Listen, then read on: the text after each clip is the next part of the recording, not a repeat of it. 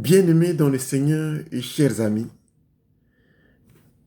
j'ai une grande joie de savoir que de plus en plus, vous commencez à être nombreux à pouvoir me suivre. Ma prière est que le Seigneur puisse vous bénir abondamment. Aujourd'hui, comme convenu, nous allons parler de Jésus-Christ dans la peau du Fils de Dieu. La fois dernière, je vous avais parlé du privilège d'être fils de Dieu. Je vous avais dit que un fils est différent des autres enfants parce qu'il bénéficie d'une attention particulière, d'une affection particulière, d'un lien particulier avec son père. Il est différent des autres enfants. Je vous avais expliqué que Jésus-Christ, notre modèle, après son baptême d'eau par immersion, après son baptême du Saint-Esprit, par la visitation du Saint-Esprit sous la forme de la colombe, a été proclamé, a été publié, a été présenté publiquement par Dieu lui-même comme son Fils bien-aimé en qui il a mis toute son affection. Et ça, pour Jésus, c'était un privilège. Aujourd'hui, nous allons voir, après cette proclamation, après cette consécration de Jésus comme fils privilégié, qu'est-ce qui s'est passé dans sa vie? Jésus-Christ, vu dans la peau du Fils de Dieu, qu'est-ce qui s'est passé dans sa vie? Mais avant, j'aimerais quand même faire une dédicace particulière pour un homme. Je veux le faire pendant qu'il est en vie. C'est un homme de Dieu et qui m'a beaucoup inspiré et qui m'a beaucoup enseigné et que j'aime beaucoup et que j'ai beaucoup de considération.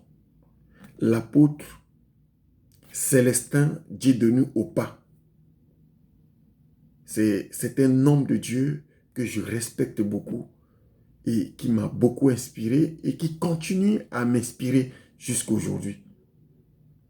L'apôtre Célestin Dieudonné Opa. Ceci dit, on va revenir dans notre sujet. Si nous lisons la Bible, quand nous parcourons la Bible, nous pouvons regarder Jésus-Christ sous plusieurs visages.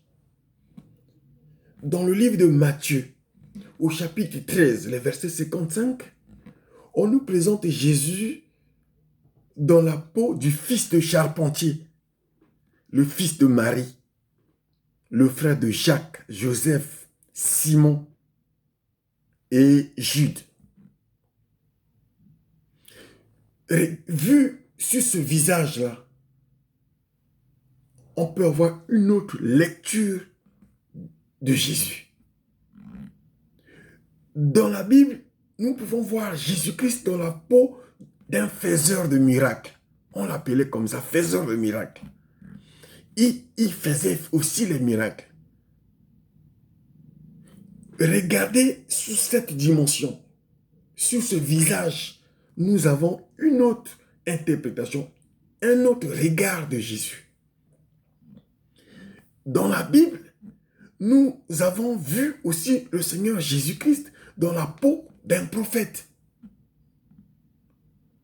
Les uns disent que tu es prophète. Élie, c'est toi qui es Jean-Baptiste, c'est toi. Il est dans la peau de prophète. Et si nous scrutons la Bible, nous pouvons le comprendre autrement dans sa peau de prophète.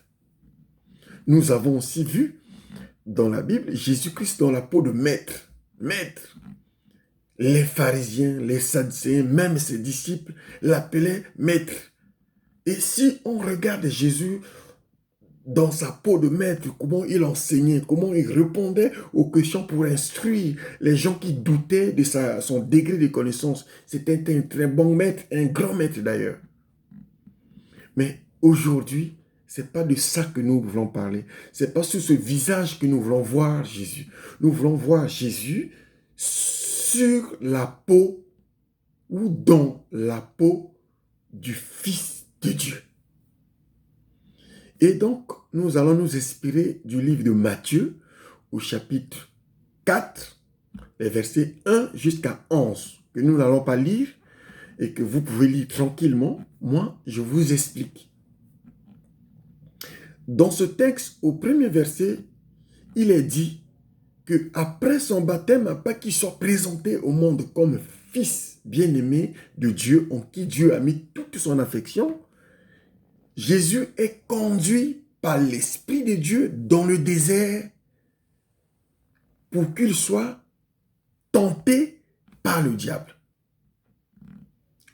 C'est-à-dire que Dieu lui-même, par son esprit, il a conduit son fils qu'il vient de présenter au monde, qu'il vient de consacrer, lui-même l'a conduit dans le désert, dans le but final qu'il soit tenté par le diable.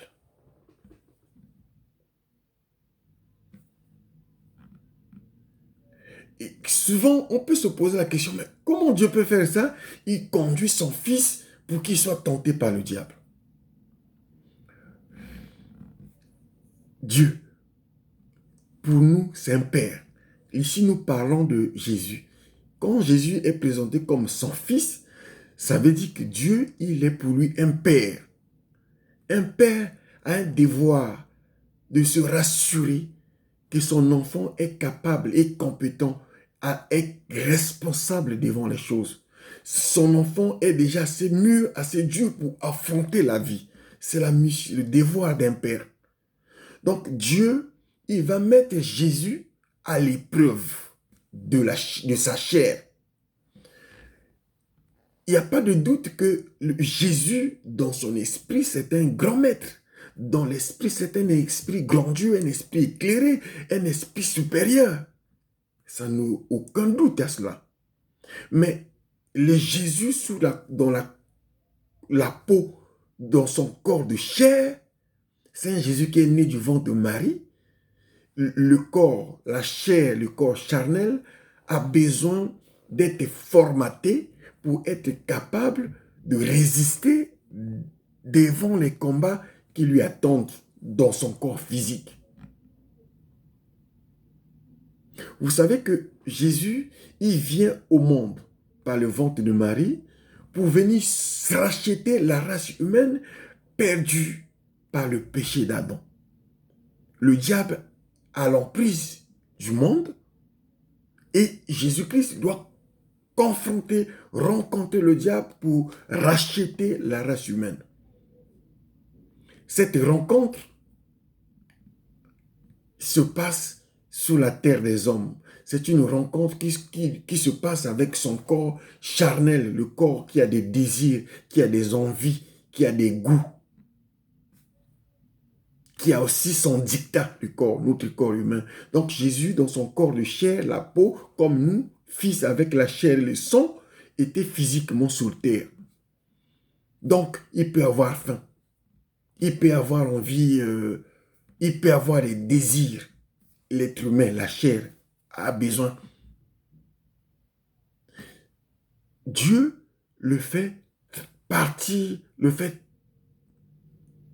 traverser par un désert de 40 jours, 40 nuits, avant qu'il ne puisse rencontrer le diable. Le texte que je vous ai cité dit que le diable a commencé à le rencontrer, à le tenter, c'est après son jeûne de 40 jours, 40 nuits.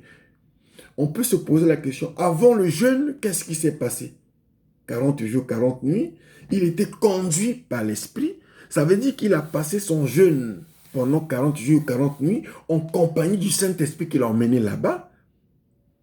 Il a eu le temps de briser la chair, de façonner la chair, de mépriser les désirs de la chair. Pour lui, manger, ce n'était plus... C'est facultatif, ça peut passer. Et on peut dire que dans les pendant 40 jours, 40 nuits, Jésus était dans une lutte de diminuer la force de sa chair, de faire développer plus son esprit et de diminuer le dictat de la chair. Il a minimisé, il a rendu la chair faible pour grandir son esprit. Après 40 jours de formation avec le Saint-Esprit, 40 jours de formatage, 40 jours de mépris de la chair, de diminuer, de dosage des désirs de la chair, il va maintenant rencontrer le diable. Il va donc face à son adversaire de combat. Et la Bible nous dit, après ce jeûne, le diable vient le rencontrer. Il vient vers lui.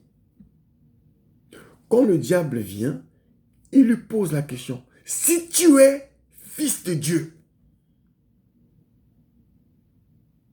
alors qu'il avait faim, il dit, si tu es vraiment fils de Dieu, transforme ces pains en pierre. Non, transforme plutôt ces pierres en pain pour que tu puisses manger si tu es fils de Dieu. Ici, nous comprenons une chose, que ce qui choquait le diable, ce qui l'emportait, ce qui l'a conduit, ce qui l'emmenait à venir lutter contre Jésus, c'est le fait qu'il était proclamé fils de Dieu. Parce que lui, quand il dit, si tu es fils de Dieu, ça veut dire que lui, il doute. Il refuse de croire, il refuse d'accepter que Jésus soit fils de Dieu. Vous savez, être un fils de Dieu, je vous l'ai dit, c'est un privilège. Ce n'est pas tout le monde qui va accepter que vous vous proclamez fils de Dieu, que vous soyez proclamé fils de Dieu. Tout le monde ne peut pas l'accepter. Ton élévation ne peut pas être acceptée par tout le monde. Quand Dieu dit, celui-ci est mon fils bien-aimé devant tout le monde, ça suscitait des jaloux. Ça soulevait la haine des gens. Il y a des gens qui veulent, même les sacrificateurs, les souverains, et les prêtres de l'époque. Il me dit, mais lui, il a un enfant qui est né, il est venu à peine. On l'appelle fils de Dieu. Et nous alors? Donc, le fait qu'il a été proclamé fils de Dieu, ça avait suscité la haine, les envies, la jalousie. Ça va attirer contre lui des persécutions. Donc, le diable lui dit, si tu es vraiment fils de Dieu, fais un miracle. Les 3 tentations du diable, c'est autour de ça. Si tu es vraiment fils de Dieu, mais tu peux sauter et descendre et te sauver. Si tu es vraiment, vraiment fils de Dieu. Donc, vous comprenez bien que être fils de Dieu est un privilège qui ne plaît pas à tout le monde. Quand tu es déclaré fils de Dieu, quand tu choisis de devenir fils de Dieu, de transformer ta vie pour devenir fils de Dieu, sache que ce n'est pas tout le monde qui va aimer. Les gens qui sont autour de toi vont commencer à te combattre. Les gens qui t'aimaient vont commencer parfois à se retirer. Parce que quand tu es fils de Dieu, tu commences à être différent. Tu commences à changer ta manière de vivre. Tu commences à mettre la discipline dans ta vie. Tu commences à refuser les choses anciennes. Tu commences à modeler ta vie d'une autre manière, conforme à l'appel de ton Dieu. Les gens ne sont pas toujours prêts à accepter cela. Et c'est donc ces gens-là qui peuvent venir te combattre. Souvenez-vous, le jour où on crucifie Jésus, les prêtres, les souverains sacrificateurs de l'église, ils disent, mais toi tu es fils de Dieu, non? Fais le miracle, sauve-toi. Toi qui disais que tu vas casser, détruire le temple et le reconstruire en 3 jours. On t'avait dit que tu étais fils de Dieu. Tu ne peux pas te sauver en tant que fils de Dieu. Il le disait de manière ironique. Parce que eux aussi, ils n'ont jamais voulu croire, jamais voulu accepter que lui soit fils de Dieu. Ici, qu'est-ce que je veux dire? Je veux dire que quand on est fils de Dieu, quand on est déclaré fils de Dieu, la première chose, c'est Dieu lui-même qui va te mettre à l'épreuve. L'épreuve, c'est qu'on te met dans une situation plus ou moins difficile qui demande à ce que tu rentres en scène.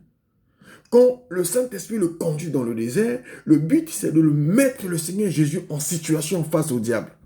Pour voir s'il est capable de résister, s'il est capable de lutter. C'est pourquoi avant 40 jours, il fallait le former, il fallait l'équiper, il fallait fermir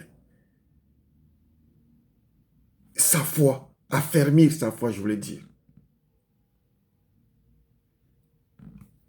Il fallait exercer ses mains au combat. Ce combat qui devait être une rencontre physique.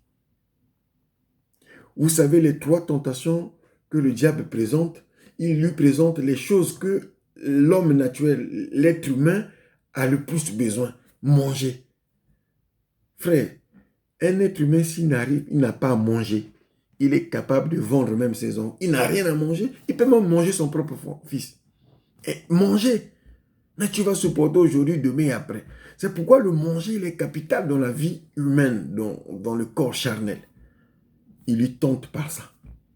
On lui tente par le goût des pouvoirs spirituels. Vous savez, l'être humain aime les pouvoirs spirituels. Vous allez chez les marabouts, chez les magiciens, vous cherchez les pouvoirs spirituels pour que vous soyez grand spirituellement, pour que vous soyez invisible, pour qu'on ne soit pas capable de vous toucher, de pouvoir de la spiritualité. Il a dit, mais on t'envoie des anges. Tu es capable de sauter, de descendre et rien ne t'arrive et les anges vont te protéger. Il lui a tenté aussi par le goût du pouvoir terrestre, la richesse, la grandeur, les honneurs. Ça, l'être humain, pour ça, il est capable de tout. Il fallait que Jésus passe par ces 3 dimensions de tentation pour être sûr qu'il a bien exercé son corps charnel, son corps humain au combat pour être capable de résister devant les épreuves qui vont l'attendre dans sa peau de fils de Dieu. Ça, c'est très, très, très, très important. Donc, quand tu es fils de Dieu, parce que tu vas commencer à changer ta manière de vivre, les gens ne vont pas forcément aimer. On va te rappeler ça. Mais toi, on va te piéger, on va te mettre dans des situations embarrassantes pour qu'on te mette contre le mur. Pour te rappeler, mais toi, tu disais ça, non? Toi, tu avais dit, tu es maintenant fils de Dieu. C'est ce qu'on faisait à Jésus. Bien aimé, si le Seigneur Jésus, qui est notre modèle, il est passé par ces choses, combien de fois, toi et moi, si nous acceptons aujourd'hui d'être fils de Dieu, nous allons passer aussi par l'épreuve. Dieu va nous éprouver, mais l'épreuve que Dieu nous donne, c'est dans le sens de nous former, de nous équiper, de nous rendre responsables, capables de pouvoir tenir sans qu'on puisse nous soutenir. Durant l'épreuve de Dieu, vous aurez l'impression que le Seigneur vous a abandonné. Mais rassurez-vous, la Bible dit que le Seigneur n'est pas loin de chacun de nous. Même si, quelquefois, il nous laisse dans une situation où il veut que nous puissions nous efforcer, prendre notre responsabilité pour le chercher, en tâtonnant même, mais il n'est pas loin. L'épreuve vise à t'élever. Quand Dieu, en tant que ton Père, il t'éprouve, le but, c'est pour t'élever, te changer de niveau. C'est pour t'emmener à une responsabilité différente de la tentation. Dans l'exemple que nous disons de Jésus, à part la dimension d'épreuve, il y a eu la dimension de la tentation. C'est-à-dire que c'est le diable qui rentre en scène. Le but de la tentation, c'est pour te faire échouer. Le diable, il vient te détruire. Il vient dans le but de te faire chuter. Alors que l'épreuve, c'est pour te lever. Donc, dans cet épisode, Jésus était à la fois confronté à l'épreuve que son Dieu, son Père lui-même, et à la tentation. Vous allez voir que dans les versets 5 et 8, le texte nous dit, le diable a transporté Jésus sur le temple. Le diable a transporté Jésus sur la montagne.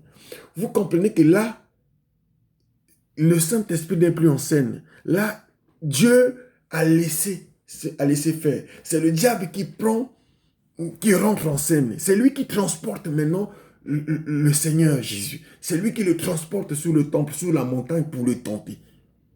C'est-à-dire que Dieu l'a mené dans le cadre de l'épreuve, et dans l'épreuve, il le laisse responsable face à sa responsabilité, face à sa capacité de dire non et de dire oui. Nous avons en tant qu'être humain ce qu'on appelle le libre arbitre. Je vais parler de ça la fois dernière. Le libre arbitre. Donc, le Père qui nous éprouve, il veut nous mettre dans une situation où nous devons nous assumer. Et dans cette période, le diable rentre en scène pour te tenter. Le but du diable, c'est pour te détruire, pour que tu puisses échouer. Le but du diable, c'était de faire renoncer à Jésus le fait qu'il soit déclaré fils de Dieu. Le fait que Dieu lui ait dit fils de Dieu, le but du diable, c'est de lui montrer, non, tu as vu, tu es tombé dans le piège, donc tu n'étais pas un fils de Dieu. Ça, c'est le but du diable, en le tentant. Mais tu as vu, tu as échoué, tu as vu, tu as lâché. Ça, l'intention qui est dans la tentation, c'est de te faire échouer, c'est de te faire renoncer, c'est de te faire abandonner, c'est de te détruire. Par contre, la dimension de l'épreuve, de te mettre à l'épreuve, Dieu veille sur toi parce que l'épreuve, il vise à ce que tu traverses l'épreuve pour que tu sois élevé. Donc, le diable a transporté Jésus. Vous pouvez comprendre, fils de Dieu dans les mains du diable. Vous savez, quand Dieu t'emmène dans son épreuve vers une tentation, et quand le diable rentre en scène, il y a un degré d'action que le diable ne pourra pas faire pour qu'il fasse, pour que Dieu puisse le permettre. Souvenez-vous de Job. Donc, pour que le diable ait pris position, la possibilité de soulever, de transporter Jésus, c'est Dieu qui l'a permis dans le cadre de l'épreuve. Donc, quand Dieu t'éprouve, il peut permettre que le diable puisse te toucher. Et ici, le diable a touché Jésus, il l'a transporté sur la montagne pour l'éprouver. Mais il n'avait pas tous les pouvoirs de faire tout ce qu'il veut, parce que Jésus avait, en tant que fils de Dieu, en tant qu'être humain, avait son libre arbitre. Il pouvait dire oui, comme il pouvait dire non. Le but de Dieu dans cette épreuve, c'était de savoir si le Christ pouvait tenir à son engagement, de savoir dire non, de savoir résister au diable. Voilà un peu la situation que le Christ vit. Tout ça simplement parce qu'il était déclaré fils de Dieu. J'insiste. Quand tu te déclares fils de Dieu, quand tu prends l'engagement, la décision de devenir fils de Dieu, tu seras mis à l'épreuve par ton Dieu pour se rassurer de ton engagement, de ton sens de responsabilité, de ta détermination, et voilà, et de ta capacité de tenir.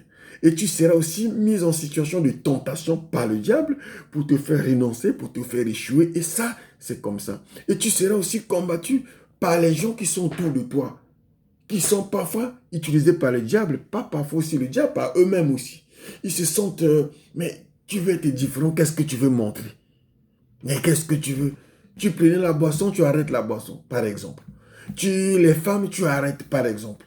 Tu changes ta vie. Et ça, les gens ne vont pas forcément l'accepter, l'aimer, ou te laisser si facilement.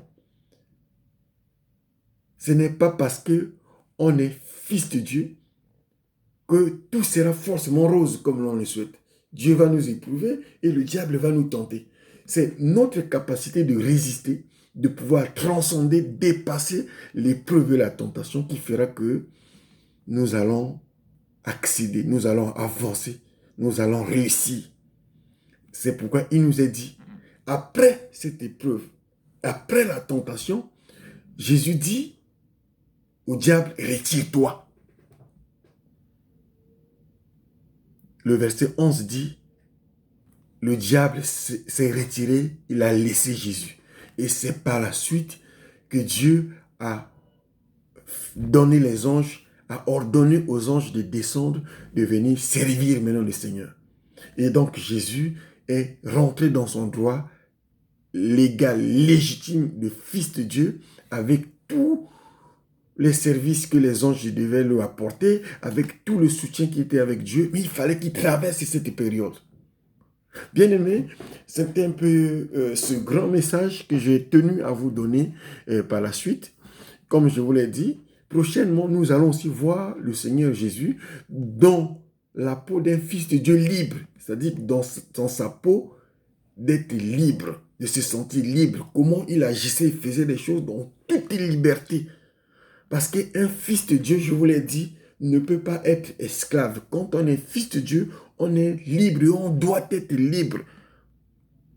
Le Seigneur est venu pour libérer ses enfants. J'allais vous dire, aucun Dieu de tout ce qui existe, qui sont dignes de foi, ne peut accepter que son enfant ou ses enfants soient esclaves de quoi que ce soit. Aucun Dieu. Voilà, c'est un peu le message que j'avais à vous donner aujourd'hui. Merci pour votre attention. Merci de continuer à nous suivre. Je crois que la prochaine vidéo, nous allons donc toujours parler de notre Seigneur Jésus et nous allons voir comment, dans sa peau de fils, comment il s'est comporté par la suite après l'épreuve et la tentation. Après, il y a une autre vidéo, comme j'ai dit, on verra voilà comment il a vécu librement, en toute sa liberté, de fils de Dieu. Merci, bien des choses à vous, que le Seigneur vous bénisse infiniment. Je vous aime par l'amour du Seigneur. Merci à vous.